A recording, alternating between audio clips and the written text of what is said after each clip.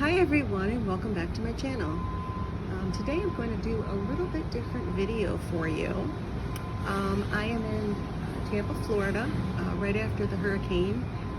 I'm in an area that wasn't affected whatsoever. So I thought I would do just a little view for you of where I am located right now on my balcony. So this video is going to be about an awful experience I had with Uber in the Detroit metropolitan area, and I thought I would tell you a little bit about what occurred.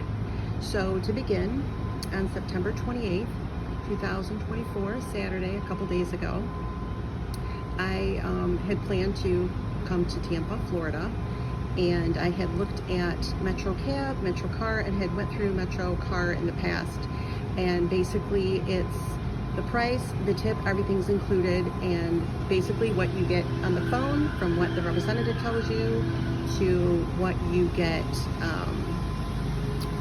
in your email, all of that is exactly what the price is. If you want to tip over and above, which you can, which I usually do, that is your choice, but for the most part the tip is already included. So that's kind of what I was accustomed to. And just for a little backtracking here, when I travel to California and Florida, which is where I do a lot of my travels, I take Uber quite a bit. I go to events, I go to restaurants, wherever I need to go if I don't rent a vehicle. And in addition to that, it's usually to and from the airport. When I book an Uber, through the app, basically the price of what is displayed for you and on the app is what the price is. And so that is what I'm accustomed to.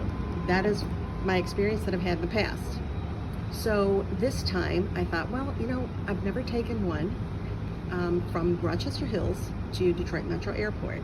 I'm like, you know what, let me try it. So for about 2 weeks, every day I'd go on the app at around the time that I was supposed to be going to the airport, and I would check the prices. Some of the prices would be like 85, 87, 88, sometimes 90, 95, but maybe 98, but it never went under 98, and it never went under 80. So I knew that would be the approximate price that I would pay. And then I would factor in what I would give for the tip, which I always do. So I book in the morning, and the price is $95.84, which is fine. It's basically what it's been trending the last 2 weeks. Sometimes, like I said, it goes to low 80s, sometimes it goes to high 90s. Basically, it's the price that I was expecting. So I get in the car and start traveling, and I get off. I get brought to my airport, I get dropped off, everything is fine. You know, there was a couple issues. The tail light was not working. It didn't give me assistance moving my luggage in and out, but it really wasn't a big deal. It really wasn't a big deal. But the big deal was when I went to look at my receipt, my bill was $219.87. So I had an enormous amount of charges. I had a surcharge, a surge, S-U-R-G-E charge for $105.03. I had a DTW surcharge of $5, extra fees to where it added up to $219.87. So that's where most of my problems started. After that, I tried to call Uber. You can't call Uber. I tried to email Uber. You can't email Uber. You can only do everything on the app, which is fine. But the return time of their turnaround time to contact you could be upwards of 2 to, at times, 24 hours. So I had been going round and round and round with them. They're like, well, you should have seen the charges. How do you see the charges if it's not displayed to you? How do you see the charge if it's not on the app? Well, this is something that you should know. I was told time and time again. Well, this didn't happen in Florida when I went to the airport. It didn't happen in California when I went to the airport to and from both directions, picking up and dropping off. But I didn't know why in the state of Michigan it was like that. So I had went round and round for, I would say, maybe 3 days. I asked numerous times for an email so I could show. I basically took a picture before after I booked, I snapped a picture to make sure that the price was the correct price I was going to be charged. I had email receipts, I had everything. Couldn't submit them on the app. I went round and round. And they just kept telling me the same thing. These are what happens. You should expect these surcharges. No, this is not what happens, and you shouldn't expect the surcharges.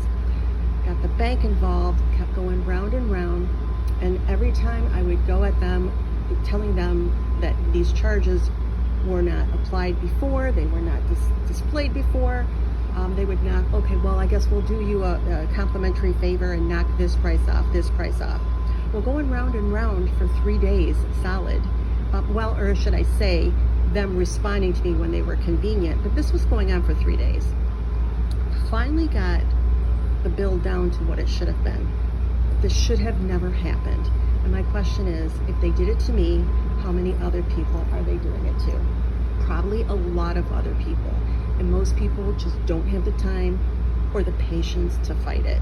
So I don't know the difference between California, Florida, and Michigan Uber, but they charged me $124.03 more than what my ride actually was, not including the tip. This is unacceptable, and I think Uber can do better. I think representatives can do better. I think the supervisors can do better. They actually escalated this. I can't even tell you how many times. This was unacceptable. This was, in my opinion, unauthorized charges, because I had actually, on my credit card statement, I had 3 separate charges for one ride, which made no sense to me or the bank. I had an upcharge of, like I said, $124.03. Not acceptable, Uber, not acceptable. You can do better. You should do better. No one should have had to gone through what I went through. And I say for 3 days, but sometimes they wouldn't even respond for 24 hours. And I kept trying to contact them on the app. It's awful service. Just beware if you take an Uber in the state of Michigan to Detroit Metropolitan Airport.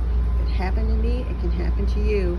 So anyways, with this awful story, I'm hoping you enjoy the beautiful view, the beautiful palm trees, and hopefully next time I come back, you'll see an unboxing. Please continue to watch my videos, and we'll talk to you soon. Bye.